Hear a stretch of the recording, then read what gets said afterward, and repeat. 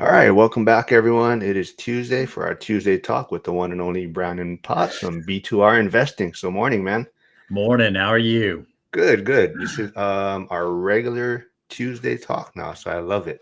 Yeah, I think we're always digging for new ideas or new topics to discuss. This week was a little bit more challenging, I think, but I did find one that we can dig into initially. Yeah. So this one I saw on X, posted by Alex Hormozi.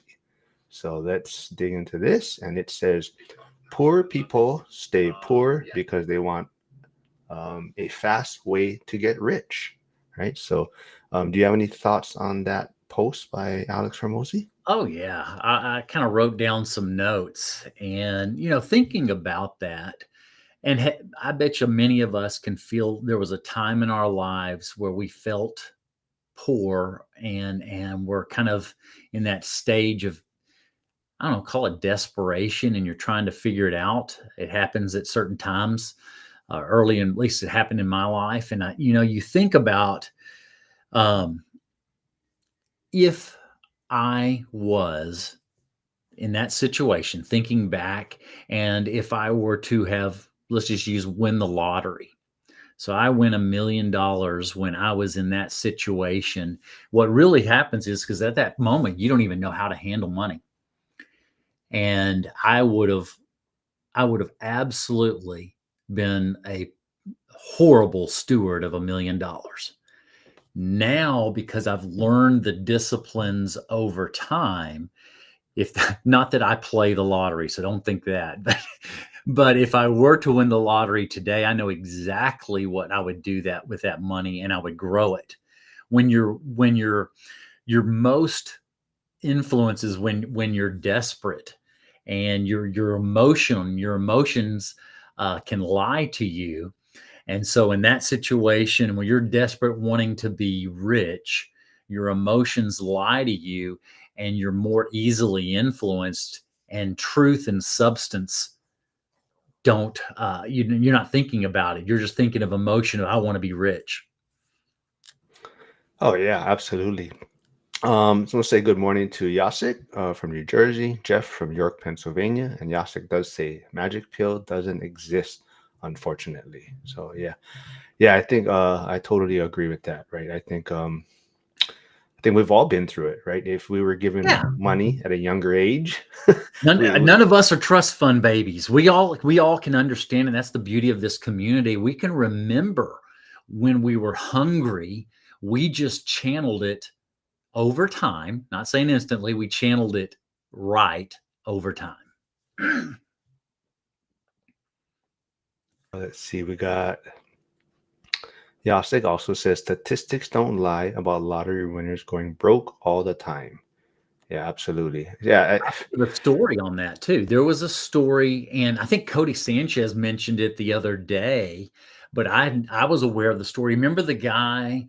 There's been several even stories, news things about him. This was in the early 2000s. His name was David Edwards.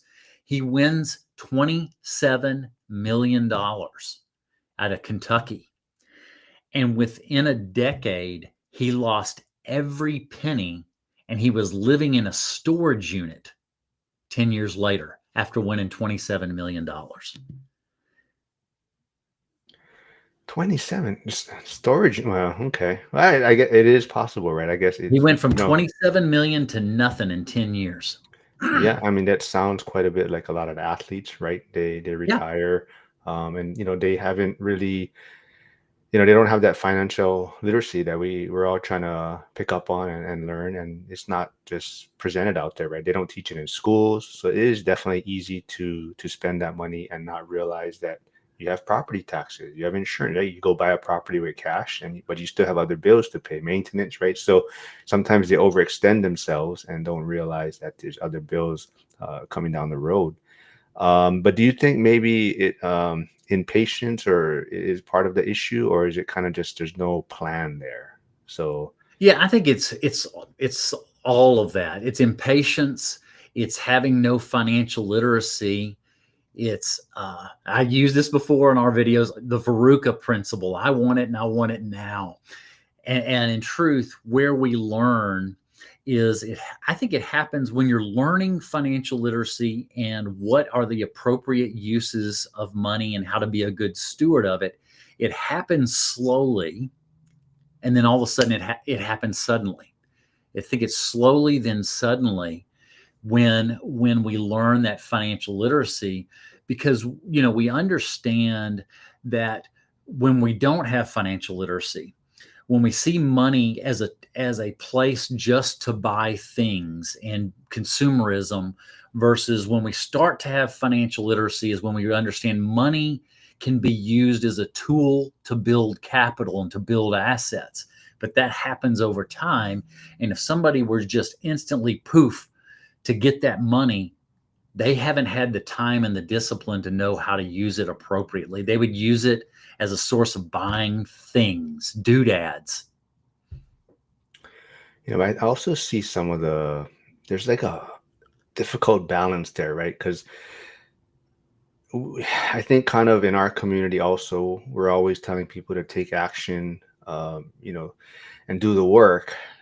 So sometimes there's that balance of we're trying to do the work and we get impatient, and is it, but in the back of our mind, we're almost thinking like you're being punished for being patient to some extent, I think, by not taking action, right? So it is difficult to, I think, decipher, especially when you're getting started, and that is a challenge. To find the balance of pulling the trigger on Yeah. on an opportunity versus being so impatient you compromise just because you want a deal. Let's just say that a real estate property, and then you bought something that was, you didn't underwrite it right, and it ends up being an alligator or something negative cash flow just because you were so impatient.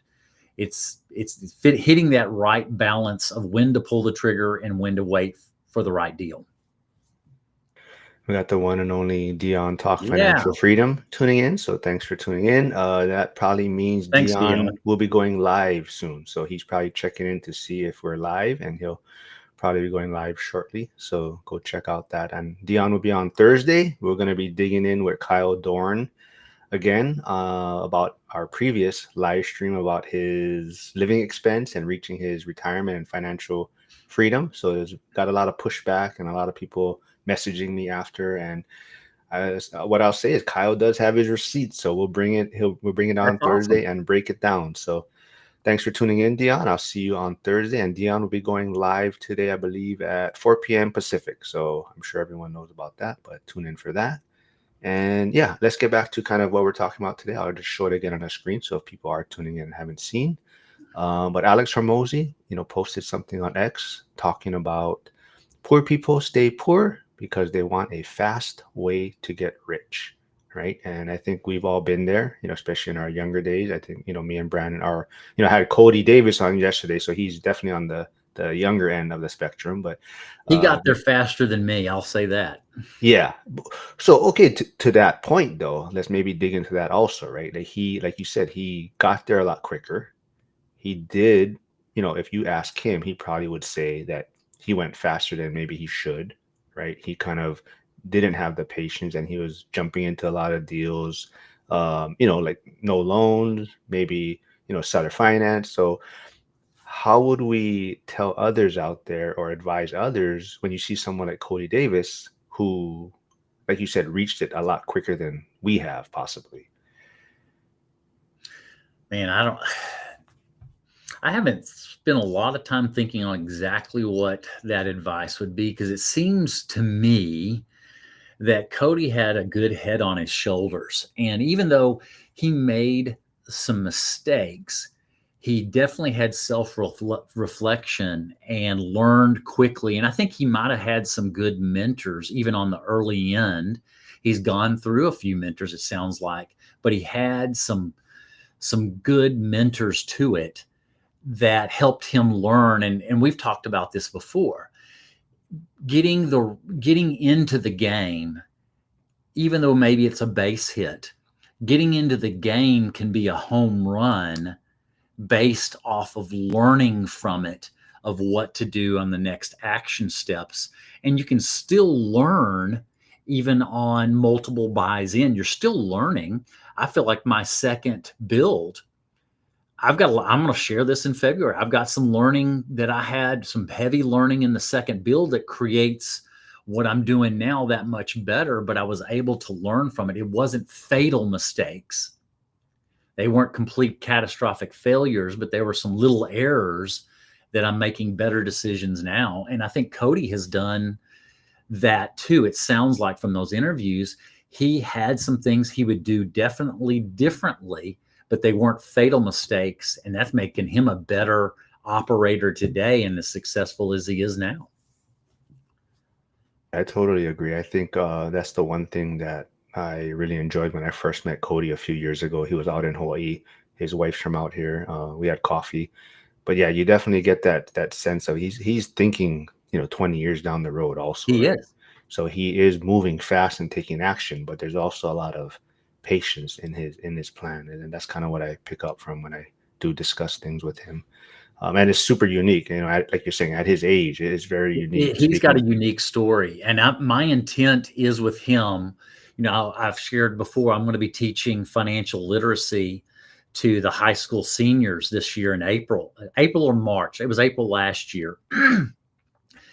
The plan is to coordinate with him being the final day on that Friday, do a quick Zoom call with him to introduce him to those seniors in high school, to say, hey, here's somebody closer to y'all's age, and it can be done.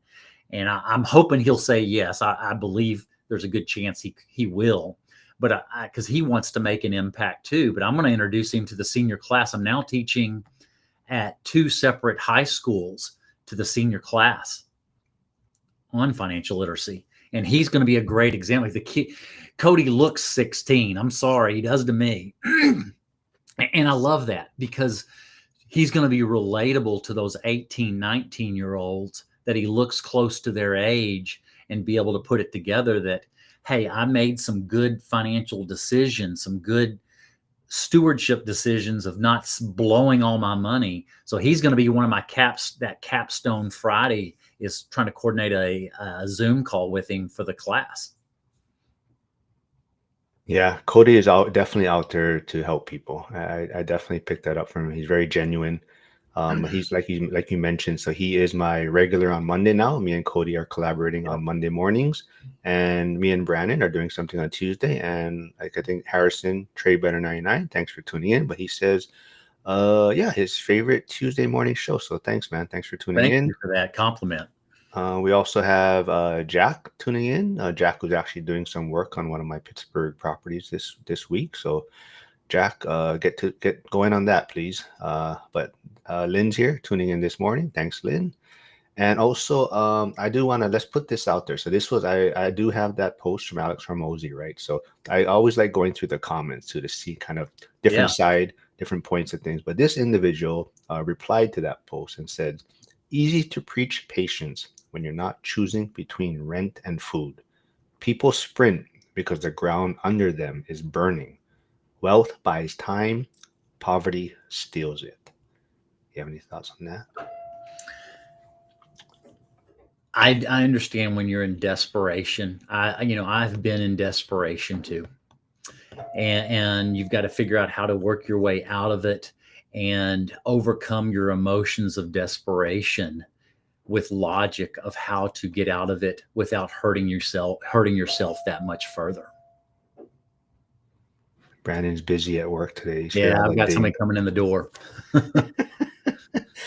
Yeah, I definitely, yeah, I know, sometimes people, when they're in bad situations, sometimes they're going to do things that, it's just, they have to do it. They don't have any other options, right? And hopefully that's what people realize is that, especially when you're younger, don't get yourself into these possible positions where you have to just be in a rush to do certain things and have to act a certain way, right? So, I think a lot of that is it's so easy to jump in and, when you're younger and get yourself into debt, get yourself into these positions, spend, like you're saying, buy all the new toys, spend all the money, and then now you found yourself and you've created this big wheel, like this rat, like Zuber talks about, right? The rat race and what kind of wheel you've created for yourself, and now you're in a position. And I keep bringing it up also is like the government shutdown, for example, right? They've cut it's every year they're talking about a government shutdown, right? And yet people are still living paycheck to paycheck. And when that time comes, now they're complaining about the government shutdown. They're not in a position to really protect themselves, right? And but it's out there, right? Every year they talk about the shutdown. Let's see. There was a question for you though. Let's get to this real quick. Trey Better 99 says, Brandon, would you do a written curriculum for your class? I have it. I do. I've got it all written out. It's actually, if I can get this book finished in the next year or so or two, it's talking about the 4 pillars. So I'm going to talk about budget as pillar number 1, of how to live below your means. And then that's the first day of talking about budgeting. And it's not how much you make, it's how much you keep, and then what you do with it. The second day is buying assets, not liabilities, and not living in the middle class consumer trap. Day 3, I'm going to be talking about investing using healthy leverage and what the power of magnified returns with good leverage is. And then number 4, the pillar 4 is building from there and how to hold your money accountable. And then the 5th day is that kind of that capstone of maybe interviewing Cody and talking about making it a reality at a young age. I see Jack's message. Thanks, Jack. He's letting me know that the car that was in the way at one of my units was the electrician's. So thank you. He does say that bell going off is every time Brannon makes a good nugget of wisdom. So that's the alarm. I don't know if going off. I don't think I got a lot of wisdom, but I got a lot of words. But Dion does say self-help books, religion, and investing can be summed up in 2 words: prioritize later. Gotcha. Hopefully it's not too late. And then it pushes Brandon's button a little bit. But yeah, definitely. I think a lot of people just put it on the back burner, and there's this, but that I think that also comes down to, like you said, what kind of wheel you've created, right? So if you have so many other things, your rat race, you're caught up in the rat race, these things are put on the back burner and you prioritize it later. Like a lot of people, even health, right? It gets put on the back burner because you created this life for yourself where you have all these bills that you do need to pay. And like I said, on Thursday, we're going to have Kyle Dorn back on, and he's created a wheel for himself that is very, very small and, very minimal lifestyle. And he's happy with that, but he's definitely, it's easy for him to walk away from what he's doing out there.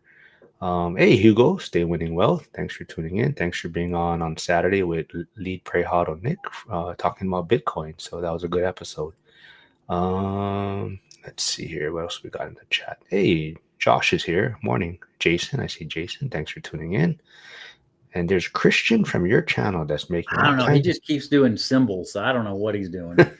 Well, we do like the support, so thanks for tuning in. Yeah. But let's see what else. Let me see what other comments were on that post by Alex Hormozi. The irony is that the fast way is always the slowest. That's, I think of the fast way. You're thinking of that commercial. What was it, the Staples commercial, the easy button? And everybody wants the easy button. Well, it's that magic shortcut, the magic shortcut to success end up being a trap.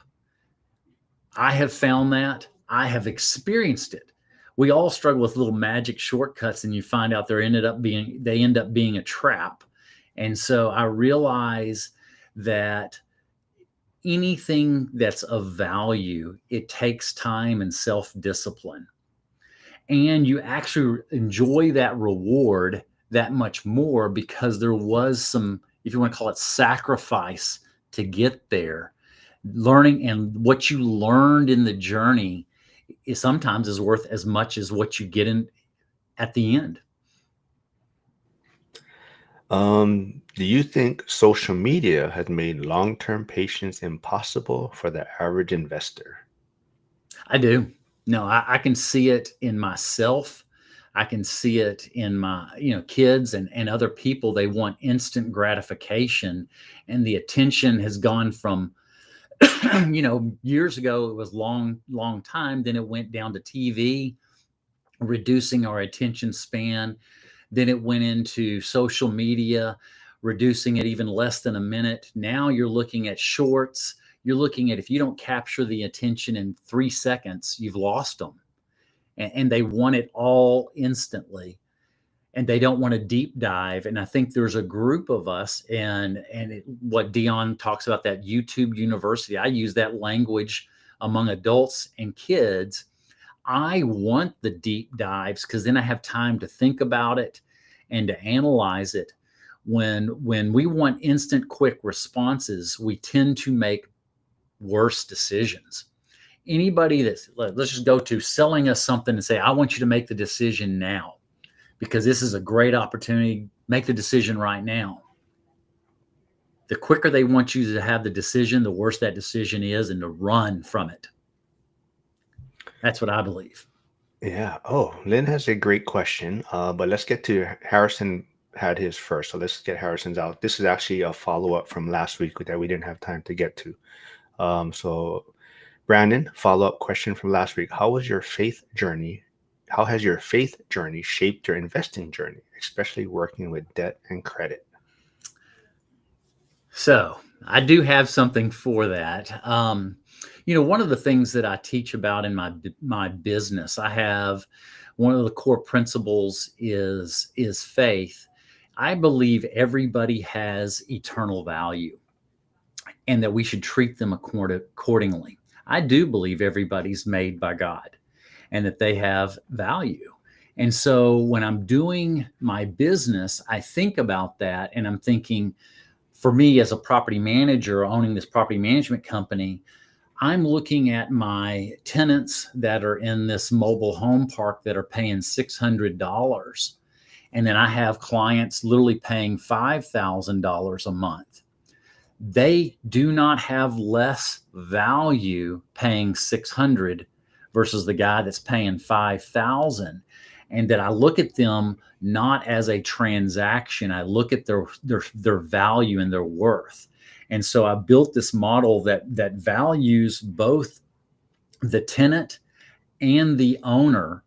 Might have different responsibilities to each of them, but I value them equally because they have eternal value. And then that works into the properties I build. I'm not trying to do them the cheapest way possible to extract the absolute most amount of money out of my investment properties.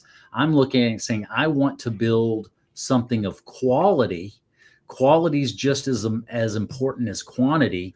I want to build quality, managing that money of the build, but something I can be proud of and that the tenant can be proud of.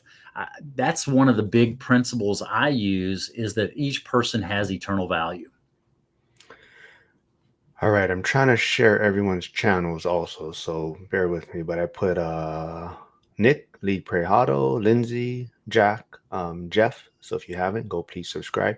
Me and Nick are also trying to work on a possibly scheduled Saturday where we're going to try to do like a weekly wrap up on Bitcoin, kind of how Zuber does his weekly wrap up with TY. So me and Nick are on the works with that. But Lynn says, why is Alex Hormozi controversial? Do you have any thoughts on that, Brandon? I don't listen to him or follow him a lot. So I've heard all of this group talking about him a lot. So I just don't know. I think from my take is just they're very much pushing that, you're going to go 100 miles per hour in a sense in your goal or your focus, right? So it's almost like you're shutting everyone out. You have no friends. You're heading down this path, and you You just suck it up for the 2 years or whatnot. And I think it, it's a good message. You want people working hard, you want people taking action, but at the same time, it's kind of like challenging for people that are maybe our age, in a sense, to just completely flip the script that way, right? So I think for the younger generation, it's very attractive, right? Where they don't maybe have as much responsibilities yet, so it really relates to them. Well, they Uh, think about when you're on your deathbed, and I mean this for everybody. Think about this when you're on your deathbed. Are you going to sit there and say, "Man, I wished I'd have worked harder"? You're not. You're going to talk about relationships. You're going to think about relationships. It's not, "I wished I worked harder. I wished I made more." You're going to think about relationships. And so I think everything we as humans, our human nature is we want to do things to the extreme. I think the same thing with credit. Credit is a two-edged sword, and people tend, you say, okay, credit's good. Well, not always for every situation is it good. And is it to then, if it's good, should I use it to the extreme? Well, no, that's not good either. Everybody wants to take an attribute or an action and take it to the extreme where it becomes something bad. And that's what I feel about debt. Debt is a good thing. And this is referencing back to part of that question. I taught Dave Ramsey's material for several years in our church. I did teach that material, but I began to realize he had a very myopic opinion of debt and didn't understand the dangers in the economy of you can't get ahead, you can't save fast enough, but how to use debt appropriately, because just because he used it inappropriately, using short-term debt for a long-term asset, just because he was foolish in it does not mean everybody else is. He went the other extreme and changed the pendulum the other way. People that go, you should do full 100% leverage all the time and maximize, I think is wrong. Same thing of using nothing is wrong. And people tend to go extremes, and that's where the problems happen on any action. Sorry, I was just saying aloha to your buddy Finn, Yeah. who tuned in from your page. But I think part of it also too, and I think people are putting it in the chat in the lower part. I'll get to it. But it's part of it too is I think he pushes you, or his message is go hard, go fast, but almost in a sense where not to chase money. And it's kind of almost like join my program, join this, and it's almost like we're gonna go hard, but you're gonna stay in my course or program even longer, right? Because you're not chasing money, you're chasing impact. So I see that as You a need to take my course 5 times and pay for it 5 times because you need it. yeah, Well, exactly. I tell that to my kids, and realizing, every one of us has an angle. We've got a stick, if you want to say it. We've got an angle. We've got a purpose for what we're saying or what we're doing. There's nothing wrong with that. But what we need to do is understand what everybody's angle is. And then when you understand it, you know your appropriate behavior. You know how to guard yourself, and you know how to join in when you say, you know what, I believe in what they're doing. I know what their angle is, but I want to be a part of it. I believe in that. There's nothing wrong. You just got to know that everybody has an angle, and you just got to know what it is. Yeah, so Nick from Lead Pray Huddle says I went on a week-long cruise recently and did no cell phone the whole week. I haven't done that in 10 years. I felt so refreshed after it with no news or social media access. I felt healed. Yeah, and I think for those of you that may have been to year one and or follow Coach Carson on YouTube, but Coach Carson spoke at the event in February, or when it's in February, year one. But that was kind of his thing, almost like taking mini retirements in a sense, or mini sabbaticals, right? And I think he spent maybe a year and a half in another country, so he kind of Yeah. picked up with his kids. And it's a great experience, and I'm not sure if those know Big Cody Evers, who's also a big part of the one rental at a time community, also kind of did that recently. Kind of took like a mini retirement.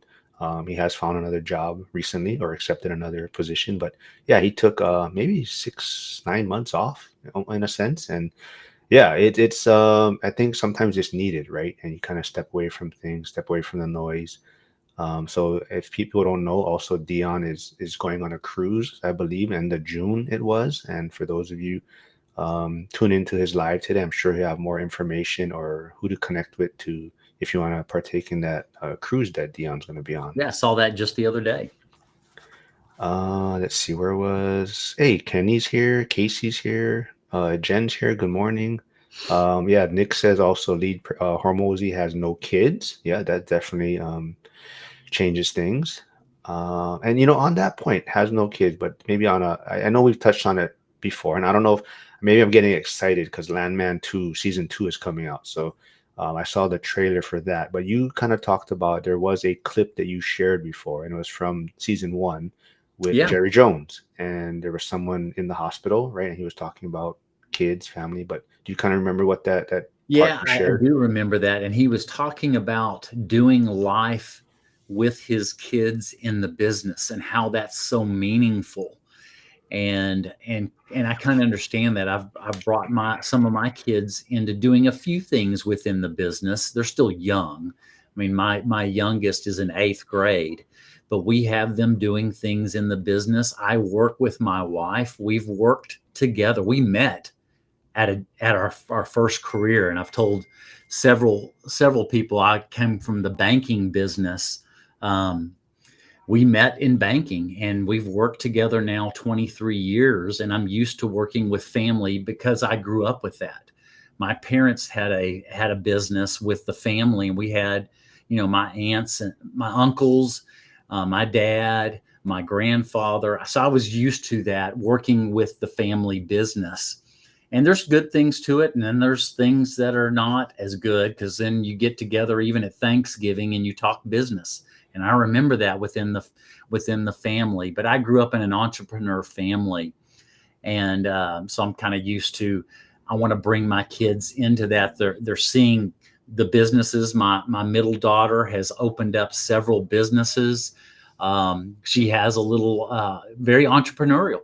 She is making those little car freshies and has set up in a couple of those fall festivals. And then she has her own Facebook page where she sells car freshies. And she did this all on her own. I'm teaching her those things. She's got a little journal where she's tracking her expenses and figured out what she should charge for car freshies. These are little things. She wants to come into our business someday. And so I'm used to that. And what Jerry Jones talked about resonated with me and my experience in life. And really what he's talking about is it's all about the relationships with family. Harrison Trade Better 99 says Alex Hormozi reminds me of Jerry Rice. He works so hard to the point that you win, but you don't enjoy it when you're at the top. Yeah, I definitely see that with um, a lot of people that have reached the pinnacle, right? I mean, sometimes that's the trade-off though, right? And you see it in those that are great to some extent, right? I think a lot of them um, they don't enjoy it to some extent, right? It's the grind that they are enjoying, and when they reach Well, it, when you get to the top, it's a letdown. You've worked so hard. When you get there, it is. I'll tell a story. So this is just my wiring, and Mark, you and I have talked about it. I've been wired, and I don't do things unless I think I can become one of the best. And I don't look at being one of the best locally. I want to be one of the best in the country, or I don't do it. It has gotten me in trouble, but it's been rewarding and driven me. And I think Alex sounds like he has some of that too. When I got into real estate, I was in real estate sales in 2010. I joined Keller Williams, and I went straight to the owner of the brokerage, and I said, I want to know, what does it take to be the national rookie of the year? I need to know that number. And of course, she's looking at me. She doesn't know me from Adam, and I'm like, no, I'm serious. What is the national rookie of the year? What do I need to do? And of course, she gave me the number from the previous year. I said, listen, if I'm not the National Rookie of the Year or at least make six figures, I'm quitting real estate. Now, this is 2010. Think about the economy in 2010. I said, no, I believe I'm worth it. If I'm not going to be one of the best in the country, I'm not interested in doing it. And that was my wiring. And I ended up being number two because the way they calculated it, that person could be in a whole lot longer. I'd only been in the business for 10 months. She had been in the business for 16 months. And because she had that pipeline rolling, she beat me. Well, I was so competitive. I said something to her I shouldn't have, and I won't repeat what I said, but I told her she only won it because I wasn't in a couple of extra months.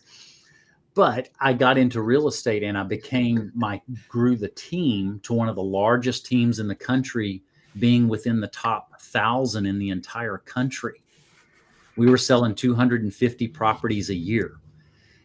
I now translate that. Now, when I got to that pinnacle, once you finally hit there, it kind of was deflating. But I remember working so hard at that time, and I had a lot more energy. I was younger. There was times I didn't know what day it was. And I literally did not know what day it was. I was working so hard. And it took some of that sacrifice to get there. But then the same thing now with this build to rent on the small scale, I'm trying to make it one of the best models for me to maximizing the returns. It does drive you, and you have that extra drive. It drives you to excellence, but then you have to then keep it in balance. My kids were really young then, and I missed a lot of things when they were young. And now I'm realizing I need to find that right balance of drive, but also having the relationships and building the relationships with my kids and my wife. And I'm trying to figure out the balance with that. There's a little sermon there. No, but for people that don't know, I know we kind of touched on it last week, but there is people that maybe weren't on last week's live stream. But people don't know that Brannon was like a competitive Olympic level athlete, right? Not quite Olympic All level, right. probably the next level below that. But I was on Team USA's world triathlon team for 3 years and traveled all over the world competing in triathlon. And then I found out another nugget about what were you, some tennis star or Yeah, I played college tennis, paid for my college, and was nationally ranked in tennis, and then broke my ankle my senior year. And that's why I got into triathlon. I felt like I had some unfinished athletic business. so when you see him in Vegas, go get his autograph. No, no. He's speaking what, day two, day one, Day two, day I two. think at 8 a.m. or that for early in the morning, day two. All right, and also you are, if people don't know, Brannon is trying to put together a Friday morning coffee meetup in Vegas. So not only will we have the Wednesday and Thursday Denny's meetups, We'll have or midnight, yeah. The Friday morning breakfast at Denny's. There's a Denny's, but beside the Venetian Hotel. That's So, the one. so you go straight from midnight at Denny's to the morning breakfast at Denny's. That's the plan, No, right? not No? me. Fun fact about me. There's no fun facts about me, Lynn. I am, well, I mean, I know we try to talk real estate, financial literacy and whatnot, but since it's not a fun fact, but maybe Brannon and all his wisdom. So I'll throw this out there then. So yesterday, I found out my son was being a bully in school, him and some other kids, doing some stuff that I had to talk to him. And these are all kids on the same football team. So part of that pisses me off that now I got to go deal with that. But part of me was like reflecting, like, is he seeing how I behave, how I make trouble to everyone? And is he acting in some ways how I act in a sense? So now I'm questioning, man, do I gotta tone down my troublemakerness and be aware of what he's noticing? So that's the dilemma that I slept on last night, and just thinking about that. So in your years of wisdom more than me, what would you say on that? No, I think you need to address that behavior, but you should be because I believe our kids, to some degree, are a mirror of who we are because they live in our house and that we are creating their environment. But then I also believe they have to make. Sometimes they're making some of their own choices, even despite how we raised them. So it's a little bit of both. I do think you'd address that. I think we can all remember when somebody's bullied us and understand what that does to them. So you're trying to get them to see their behavior. What does it do to the other person and how do they feel? And would they want to feel that?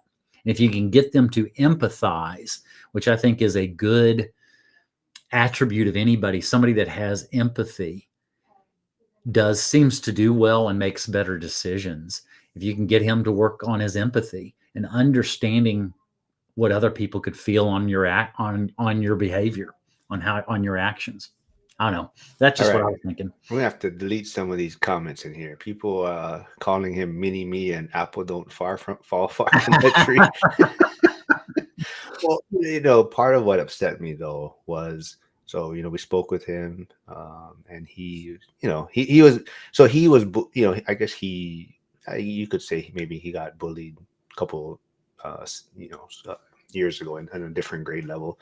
So his excuses was, well, it happened to me, so it's like okay, right? So uh yeah, that was upsetting and pissing me off that he was making excuses about it. Yeah. So um Go yeah. back to let's go back to our first premise. One of the things I wanted to make sure, and I'd love to hear comments. What I found in life is that when money comes quick and fast, it seems to leave the same way. And that when money is earned slower and it builds up over time, it tends to stay with you. That's just what I've generally found is the quicker it comes, usually the quicker it can leave.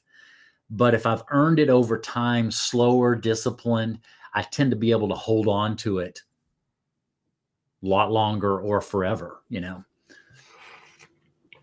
Yeah. people that, the poor that want it quick, it's playing into that. I feel like that illustration of that lottery winner. It came quick and he lost it quick. Yeah, and I think we definitely touched on, a lot of athletes. You see that they get a big salary or signing bonus, and they go buy the flashy cars and maybe the new home. And I think in their heads, a lot of times they think they're making the smart decision, right? They're buying a home, paying it off. They're not going to have a mortgage, but then they don't realize how much property taxes are. They don't realize how much insurance is, how much the yard, the landscaping, the maintenance, right?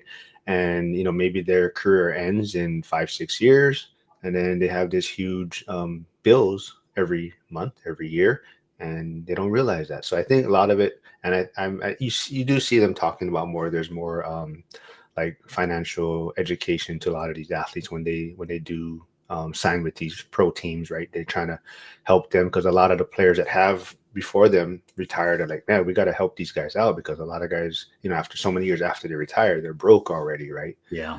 But this person also commented on that Hormozi tweet or post.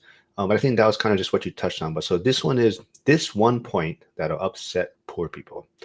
They know they lack resources, but instead of them to offer help with what they can get better at and collaborate, they'd rather create a weak foundation just because they want a fast means of income. It never lasts, and then they conclude on how things don't work out for them. Yeah, absolutely. That's a good statement. Because what you learn over time of how to build resources is part of the tool of how to keep the resources. The disciplines that you learn in that building process are tools you're going to be using to keep it in your hands. I know Dion, if he's still here, I think of scripture. I know some of y'all will love that and some of y'all cringe, but that's just who I am. Of the house, let's just take your financial house. If it's built slowly, it's built on a rock and it will stand. But if it's built poorly or quickly and then it's on this sand foundation, it'll easily crumble. And I do think of those principles as building the foundation on a rock. And then I'm trying to teach my kids how you build that foundation on a rock.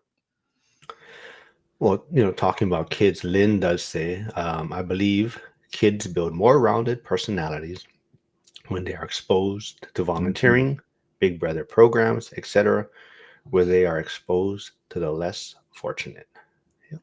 Yeah, we do it. My kids all volunteer on doing some. Now it's required in our school. They have to have by the time they graduate. I think it's over 100 volunteer hours in their high school career. They also encourage mentoring. Each of the seniors have a kindergartner as a kid that they pour into. My daughter, who just graduated last year, went to her kinder's birthday and bought her presents. Her kinder, she still speaks to and pours into. And my middle daughter's doing the same thing with her kinder. It's building, you think about, I know it's hitting a trigger on me, but I've had good mentors in my life. I'm mentoring others even now. I'm mentoring this Gen Z group and having time and spending time with them. But it's that principle of fresh water. If you have somebody pouring into you and it doesn't go anywhere, eventually what happens to that water? It becomes stagnant. The only way you keep fresh water is that you keep it going and keep it flowing. So as somebody has poured into you, and a lot of this group, we're all givers. As a lot of us are pouring into each other, the way we keep it as fresh water is we begin pouring it into others. And I've done that. I've had that poured into me. I'm continuing to do that. And my kids, I'm teaching my kids to do the same thing. All right, there's a lot of chatter about me being a bully, so I want to. Hey, Dylan's here. What's up, man?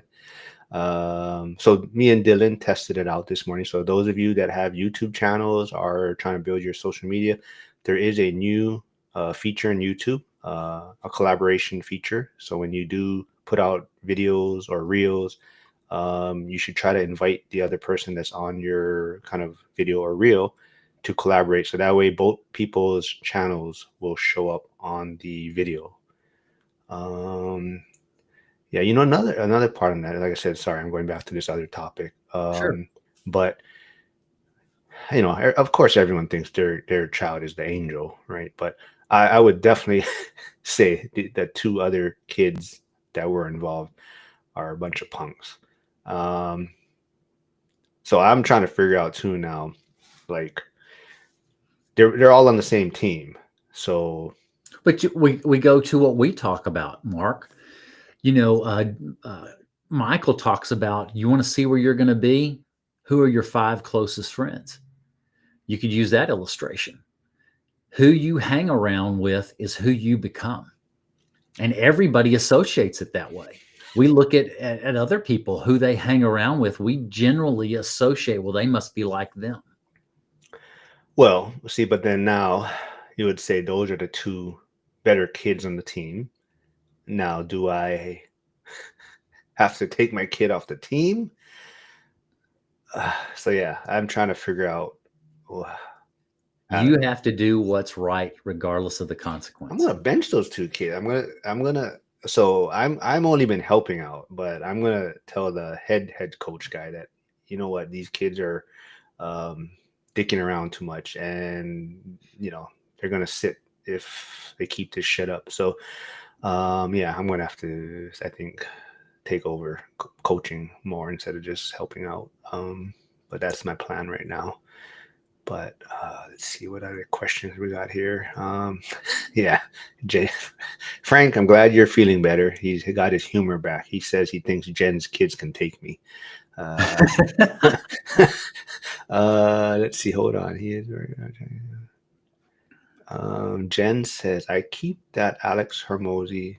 but know nothing about him. Oh, is he worth following? Trying to stay focused and not join the next hot mentorship. Yeah, Jen is. I think I talked about it yesterday. I think Jen and Kenny are definitely uh, the couple that is just feeling they're falling behind to some extent, but I think they just putting a lot of pressure on themselves. So you're seeing a lot of people in the community doing a lot of cool things and making moves, and I think Jen and Kenny are way ahead of where they think they are, but they just are putting them they're feeling like other people are doing more, and they're just trying to find other answers. And Jen's always looking for the next hot thing, and we're like you're talking about, we're trying to teach or patience and long-term vision and kind Yes. of stick to the plan, right? Oh, Troy has a question. Hey, morning, Troy. He says, so I have a question for Brandon. It's more at the family level.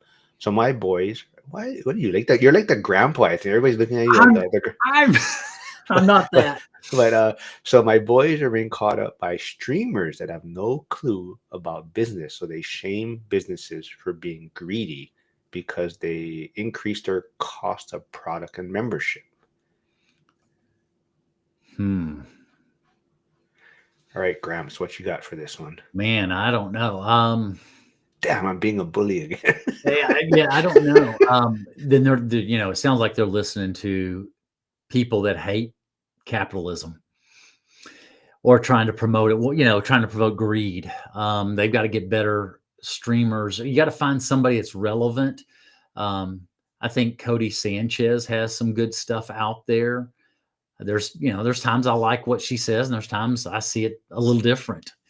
That's what I'm trying to bring some of that to on my channel. I haven't really talked business stuff, mainly just real estate. But yeah, they've got to listen to some better business people. Old old Kiyosaki stuff is good. Um, Ken McElroy stuff. He's more of a business, real estate and business. I don't have any other. I'm trying to think of any other business people. I don't have it right now. I don't know. Well, it's funny that you mentioned Cody Sanchez. So I enjoy her content. However, there's a lot of people on X going after her right now. I didn't So even know that because you just got me on X for the first time yesterday. I'm confessing I've never been Well, on X. so a lot of people. There's been a lot of things. People are questioning her timeline of events that she's been putting out there. Like whatever Oh, she's done, this, and people have been matching it up. Like, oh, you're full of shit or whatever. Anyways, or even deals that she's talked about. They've run the numbers and like, oh, this is horrible deal kind of. So, anyways. Like I said, I enjoy her content, but there's a lot of people on X now that are kind of questioning and putting her in that grifter yeah, I just phase, I don't know guess. enough to say. I Um, know Cody put out one. It was less than 2 weeks ago, just talking about money and how to understand money and the what government schools teach or don't teach.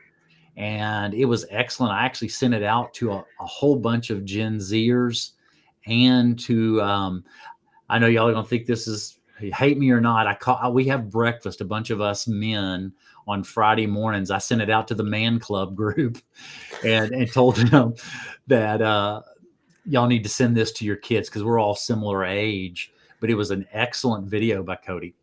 did you say No Ma'am Club? No, Like I Al did not. Bundy, Man club. the No Ma'am shirt? Yeah, Uh, hey, I see Curtis is tuning in, and yes, I'll give Curtis props. I can't believe I lost to his fantasy football team this week. He had like three injured players, and uh, yeah, it's very painful to lose to, especially him. That's like one of the most painful people to lose to. Chiefs Uh, looked good last night. oh, Troy's gonna jump in now that you said that. They probably paid their refs off. But let's see. Yeah, Curtis does say teammate relationships are very interesting, Pee-wee level all the way up. And Jen is actually saying no. She wants to start a parenting podcast. Because I have the same questions and issues. Yeah, Jen, you should That's a definitely good one. start Yeah. one. Yeah. Jen says, I agree with Brannon. I've heard after 10 years old, it's about friends they hang out with. Yeah. Mhm. And I've Um, been saying that to my kids since they were extremely young. I was already planting that seed. And then when we saw a friend that had questionable behaviors, we would talk to them about it and just ask them, is that the kind of person you want to be? And get them to think inward, is that who I want to be? And I've watched, I mean, there's still periodically, heck, we are too. We're trying to choose our friends all the time, who we want to be around. But I was starting that before they were even 10. But I agree, at 10 and up, it gets even more powerful of their behaviors, of who they hang around is who they're going to end up emulating. all right, our next goal is to get Jen to start her parenting There podcast. you We'll go. get that off the ground. Uh, oh, that's why Chester tuned in today because the Ravens beat the Bears. Yes, I can't wear my Bears. I can't believe we lost to your backup quarterback. God. But Andy is also saying, yeah, my son didn't like me as a coach. I was O-line and he was running backs. Backs were complaining, not blocking, so we told the line not to block. The backs didn't like outcome. We can all grow from each other, definitely. Yeah, Andy also says football can definitely teach life lessons, and hopefully you'll find a way to relate the situation to your son. Yeah, I'm surprised you didn't comment about me being a bully, Andy. But yeah, this about an hour. I don't know how much more time you got. Anything I else you think wanna? I'm pretty done. The door has been opening quite a bit. We got a lot of our renters are starting to make their payments. It's already last week of the month, and payments are starting to come in. Well, you know what? Talk on that maybe a few minutes, real quick. What are you seeing in your market, rents, vacancies? Because I think a lot of people in the school community have been posting about maybe vacancies that they've We are. have coming up. Okay. So, just so that everybody understands, we manage a lot of properties in Dallas Fort Worth area, the entire Dallas Fort Worth area, right now, about almost 250 doors. And so on Mondays, I do the reports with the team. I'm looking at delinquencies, I'm looking at vacancies. Our vacancies are getting better. I noticed just in the last couple of weeks, a lot more activity. We have a lot more applications coming in. And literally just in the last 2 weeks, I've noticed not a massive uptick, but a little bit of increased activity in the last couple of weeks. Our delinquencies on 250 doors are really good. Now, that comes somewhat as quality control of who we rent to, but on 250 doors, we don't have literally one single person that's 30 days late on 250 doors at the moment. One of the things I can share, we met with the team, the experience, I hired somebody to be the experience. She's 20 years in the business. And she and I were sitting down with the team. We have seen a lot of fraudulent applications. We were showing them the little subtleties, and it's extremely subtle. You have to be very detail oriented because a bad tenant costs a whole lot more than vacancy. And so we were looking at their pay stubs. Well, they were ADP pay stubs. Then we began. Hold on, let me see if I can find it here. Well, while Brandon is looking for that, Chester does say whose markets are starting to see softening rent. So those of you that are still here, put in the chat if you're seeing softening rents in your area and what area it is or what market it is.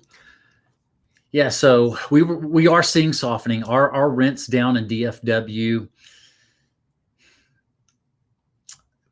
5 to 7%. Even on our single families are down a little bit. We're advising our current owners that do not raise the rents. You would rather have the people stay right now.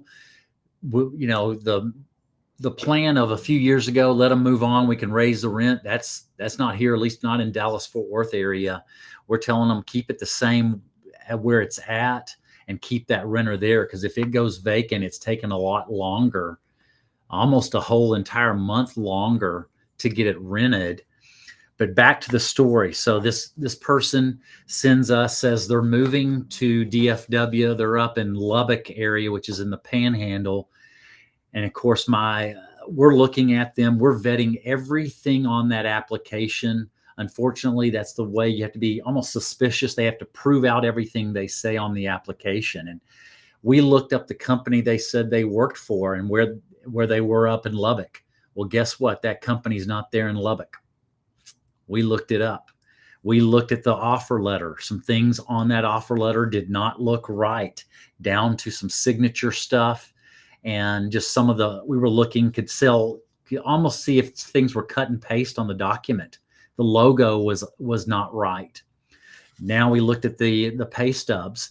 The voucher number on every pay stub was the exact same number. It's the little details, and we were showing the team all the little things down to who they said to get in touch with for the offer letter. We send this email, and the response back did not seem like a corporate response. So we contacted the company on our own and found our own verification person with the company on their website, and we got a completely different response. They didn't know who this person was. Wow. So, we've been seeing some of that vetting. We've had some fraudulent applications recently, so we're showing our team. But that's just what we do, and that's the story I tell some of the owners. It's, yes, we want tenants, but we want to vet them well, because we'd rather have a few extra days of vacancy than having a really bad tenant or a professional tenant and you don't get paid. So these are some of the unwritten stories you don't see on the front end where we're doing our due diligence.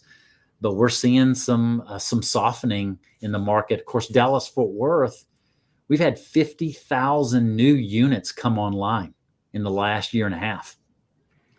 The only saving grace for Dallas-Fort Worth, the last number I saw, we're growing. Dallas-Fort Worth is growing by 487 people a day. That's over almost 100,000. Our area in Johnson County, we've grown by 32% increased population in the last 10 years. So that's saving us. All right. So before you get to Troy's question, though, so someone did post something. I think it might have been Lance Lambert on X, showing kind of rents going down in Texas. Yes, and they are. and someone did comment, though, so part of it also related to amount of building, new construction coming up, and someone said, looks like Texas has gone overboard in building, and that's why rents are coming down. But I'm we're not still sure. growing. Well, so that's my point, right? So would you say rents maybe have gone up 20-30% in the past 4 or 5 I would years? say, So yeah, even though it's come 30%. down, Yeah, so even though it's come 30% in the down, last 4 years, and it's coming down about 5 or 6%. So Troy does say, Brannon, how do you view rents fall, winter versus spring, summer for average rents when basing your marketing rent for units? We do see a lower rent price in the winter than we do in the spring, summer. Our spring season starts 1st of March into February, and that's when rents start to go up. And I'd say it's marginal. The difference between wintertime pricing versus spring and summer, just a few percent, because guess what? Everybody else is doing the same thing. All their rents are coming renewed, and you see more competition in the spring and summer. But as a general number, it is just a few points less percentage in the winter. Our worst time is January, basically around Thanksgiving all the way through January is our low point. All right. I think that's a great way to wrap it up. Thanks for everyone tuning in again. I will be here tomorrow, same time. Tomorrow's going to be a fun one. I'm going to have, Joel Farrell, Lending for Entrepreneurs, and Lauren Elaine have committed to Wednesdays for me. Lauren is in Idaho, and she's working on a boutique hotel now. She sold her equestrian farm in Florida, and she's building out a boutique hotel that will have a bowling alley in the back. So that's what she's working on. And we're going to try and see if we can help with her social media branding and come up with a name. And also going to have a new guest tomorrow, Emily Lopez, who is You Can DIY on YouTube. So I'm going to be doing a chat with her also today. So go check her out. She is, yeah, I didn't even know she was a realtor, but she's been in real estate for about 18, 20 years. She's a lot of DIY stuff on YouTube. But go check her out. But me and Brannon will be here on next Tuesday also. I will say, giving credit to all of the Gen Xers and young boomers, they'll remember this from the 60s and 70s. It's going to be the same bat time at the same bat channel. See us next week. All right, Gramps. Thanks, man. All right, everyone. Thanks for tuning in.